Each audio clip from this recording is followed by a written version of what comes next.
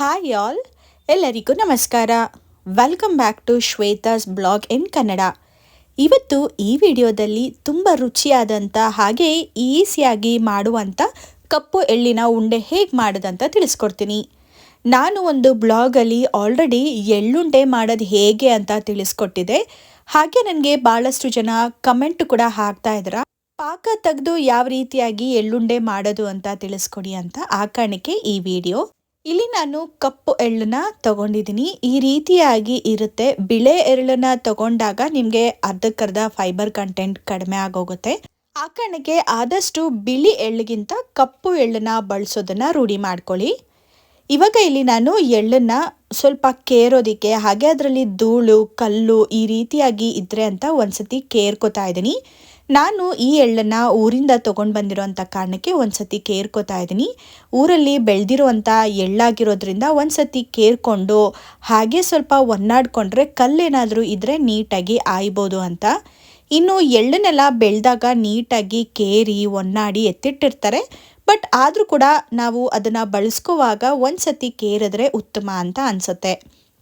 ಇವಾಗ ನಾನು ನೀಟಾಗಿ ಕೇರಿ ಕ್ಲೀನ್ ಎಲ್ಲ ಮಾಡಿಕೊಂಡು ಒಂದು ಬೌಲ್ಗೆ ಹಾಕೋತಾ ಇದ್ದೀನಿ. ಎಳ್ಳು ನೀವು ಯಾವಾಗಲೂ ಅಷ್ಟೇ ಅಂಗಡಿಯಿಂದ ತಂದರು ಹಾಗೆ ಮನೆಯಲ್ಲಿ ಬೆಳೆದಿದ್ರು ಕೂಡ ಒಂದ್ಸತಿ ಯೂಸ್ ಮಾಡೋಕ್ಕೂ ಮುನ್ನ ಒಂದ್ಸತಿ ಕೇರಿದ್ರೆ ತುಂಬಾ ಉತ್ತಮ. ಹಾಗೆಯೇ ಈ ವಿಡಿಯೋಕ್ಕೂ ಮುಂಚೆನೇ ನಾನು ಎಳ್ಳಿಂದ ನಮಗೇನೆಲ್ಲ ಬೆನಿಫಿಟ್ಸ್ ಇದೆ, ನಮ್ಮ ದೇಹಕ್ಕೆ ಏನೆಲ್ಲ ಪ್ರಯೋಜನಗಳು ಅನ್ನೋದ್ರ ಬಗ್ಗೆನೂ ಕೂಡ ವಿಡಿಯೋ ಹಾಕಿರ್ತೀನಿ. ಅದನ್ನು ಕೂಡ ನೋಡಿ. ನೀವೇನಾದರೂ ನೋಡಿಲ್ಲ ಅಂದರೆ ಡಿಸ್ಕ್ರಿಪ್ಷನಲ್ಲಿ ಲಿಂಕ್ನ ಹಾಕಿರ್ತೀನಿ, ನೋಡ್ಬೋದು. ಇವಾಗ ಎಳ್ಳು ಎಷ್ಟು ಕ್ಲೀನಾಗಿ ಕಾಣ್ತಾ ಇದೆ ಅಂತ. ಇವಾಗ ಈ ರೀತಿಯಾಗಿರುವಂಥ ಎಳ್ಳನ್ನು ನೀವೇನಾದರೂ ಬಿಳಿ ಎಳ್ಳ ಮಾಡ್ಕೋಬೇಕಂದ್ರೆ ನೆನೆಸ್ಬಿಟ್ಟು ಒಂದು ಅರ್ಧ ಗಂಟೆ ಚೆನ್ನಾಗಿ ತೊಳೆದು ನಂತರ ಒಂದು ಬಟ್ಟೆ ಮೇಲೆ ಹಾರಾಕಿ ಚೆನ್ನಾಗಿ ಉಜ್ಜಿದ್ರೆ ಸಿಪ್ಪೆ ಎಲ್ಲ ಬಿಚ್ಕೊಂಡ್ಬಿಡತ್ತೆ. ಆದರೆ ನಾನಿಲ್ಲಿ ಬಿಳೆ ಎಳ್ಳನ್ನು ಮಾಡ್ಕೋತಾ ಇಲ್ಲ, ಇದೇ ಕಪ್ಪು ಎಳ್ಳನ್ನು ಬಳಸ್ಕೊಂಡು ನಾನಿವಾಗ ಉಂಡೆನ ಮಾಡ್ಕೋತಾ ಇದ್ದೀನಿ. ಈ ಎಳ್ಳುಂಡೆ ತುಂಬಾ ಒಳ್ಳೆಯದು, ಹೆಣ್ಮಕ್ಳಿಗೆ ತುಂಬಾ ಒಳ್ಳೆಯದು. ಈ ಕಾಲದಲ್ಲಿ ತುಂಬ ಜನ ಎಳ್ಳುಂಡೆ ತಿನ್ನೋದಕ್ಕೆ ಭಯ ಪಡ್ತಾರೆ. ಫ್ಲೋ ಜಾಸ್ತಿ ಆಗುತ್ತೆ ಅಥವಾ ಹೊಟ್ಟೆ ನೋವು ಜಾಸ್ತಿ ಬರುತ್ತೆ ಅಥವಾ ಹೀಟ್ ಜಾಸ್ತಿ ಆಗುತ್ತೆ ಅಂತ. ದಯವಿಟ್ಟು ಅದನ್ನೆಲ್ಲ ತಲೆಯಿಂದ ಎತ್ತಾಕ್ಬಿಡಿ. ನೀವು ಎಳ್ಳನ್ನ ತಿನ್ನೋಷ್ಟು ಒಳ್ಳೆಯದು, ಆದರೆ ಎಷ್ಟನ್ನ ನಿಮ್ಮ ದೇಹಕ್ಕೆ ತಿನ್ನಬೇಕು ಅನ್ನೋದನ್ನು ತಿಳ್ಕೊಂಡು ನೀವು ತಿನ್ನೋದು ತುಂಬಾ ಮುಖ್ಯ ಆಗುತ್ತೆ. ನಾನಿವಾಗ ಒಂದು ಐರನ್ ಕಡಾಯಿನ ಇಟ್ಕೊಂಡಿದ್ದೀನಿ. ಇದಕ್ಕೆ ಒಂದು ದೊಡ್ಡ ಕಪ್ಪಲ್ಲಿ 2.5 ಕಪ್ ಆಗೋಷ್ಟು ಎಳ್ಳನ್ನ ಹಾಕ್ಕೊಂಡು ಘಮ ಬರೋವರೆಗೂ ಹಾಗೆಯೇ ಚಿಟಪಟ ಅನ್ನೋವರೆಗೂ ಚೆನ್ನಾಗಿ ಫ್ರೈ ಮಾಡ್ಕೋಬೇಕು. ನೋಡಿ ಈ ರೀತಿ.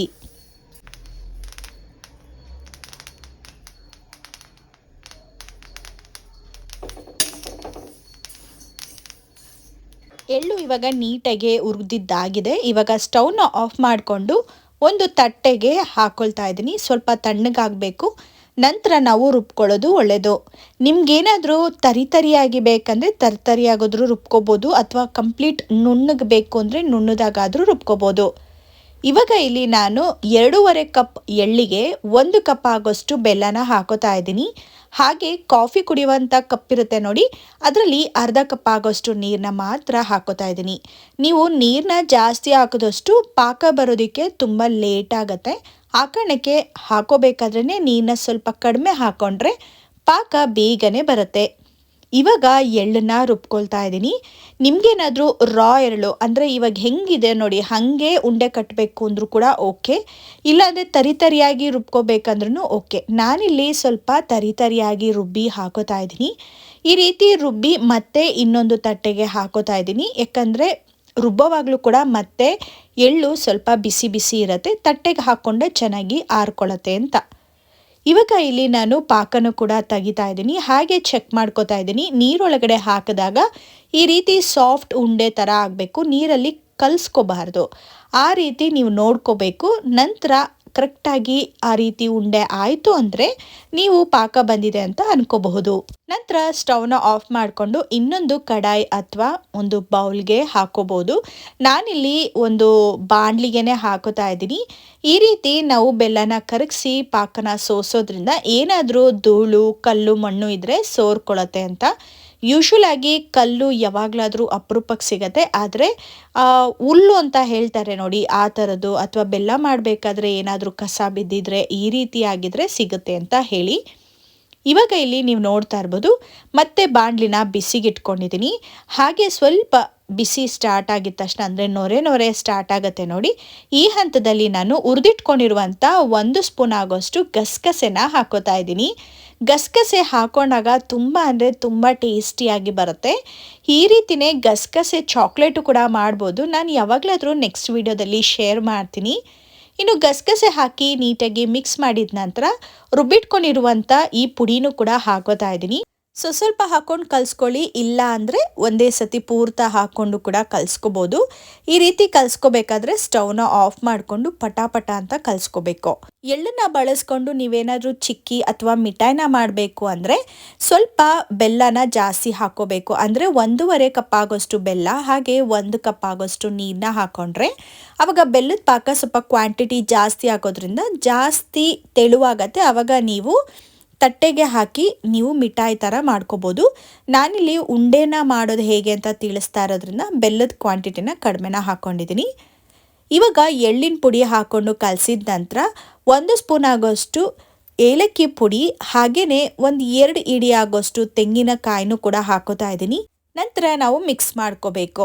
ನಾವೇನಾದರೂ ಈ ಉಂಡೆನ ತುಂಬ ದಿನ ಇಟ್ಟು ತಿಂತಾ ಇದ್ದೀವಿ ಅಂದರೆ ಕೊಬ್ಬರಿನ ಹಾಕೋದು ಉತ್ತಮ. ನಾವಿಲ್ಲಿ ಒಂದು 3-4 ದಿನ ಅಥವಾ ಮ್ಯಾಕ್ಸಿಮಮ್ 1 ವಾರದೊಳಗಡೆ ಈ ಉಂಡೆಗಳು ಖಾಲಿ ಆಗುತ್ತೆ. ಆ ಕಾರಣಕ್ಕೆ ನಾನು ತೆಂಗಿನ ತುರಿನ ಹಾಕೋತಾ ಇದ್ದೀನಿ.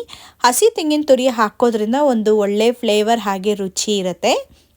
ಇವಾಗ ಕಲಸಿದ ನಂತರ ಒಂದು ತಟ್ಟೆಗೆ ಎತ್ತಿಟ್ಕೊಂಡು ಒಂದು 5-10 ಮಿನಿಟ್ಸ್ ಹಾಗೆ ಬಿಟ್ಟಿದ್ದೆ. ಸ್ವಲ್ಪ ತಣ್ಣಗಾಗಲಿ, ಯಾಕಂದರೆ ಕೈಯೆಲ್ಲ ಸುಡ್ತಾ ಇದ್ರೆ ನಾವು ಉಂಡೆನ ಕಟ್ಟೋದಕ್ಕಾಗಲ್ಲ ಅಂತ.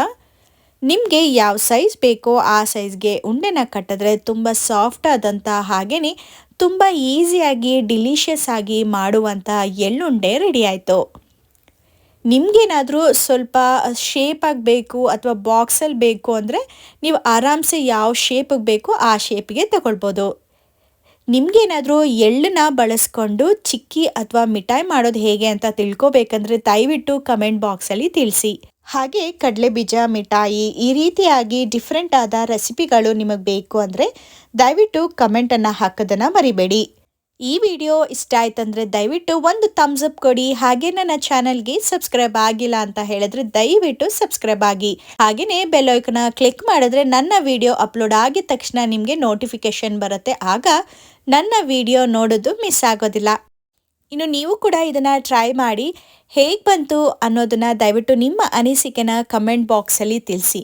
ಇನ್ನು ನಿಮ್ಗೆ ಯಾವುದಾದ್ರೂ ಪರ್ಟಿಕ್ಯುಲರ್ ಆಗಿ ರೆಸಿಪಿ ಬೇಕಂದರೆ ದಯವಿಟ್ಟು ಕಮೆಂಟ್ ಬಾಕ್ಸ್ನಲ್ಲಿ ತಿಳಿಸಿ ಅಂತ ಹೇಳ್ತಾ ಈ ವಿಡಿಯೋನ ಮುಗಿಸ್ತಾ ಇದ್ದೀನಿ. ನೆಕ್ಸ್ಟ್ ವಿಡಿಯೋದಲ್ಲಿ ಸಿಗ್ತೀನಿ. ಅಲ್ಲಿವರೆಗೂ ಟೇಕ್ ಕೇರ್, ಬಾಯ್.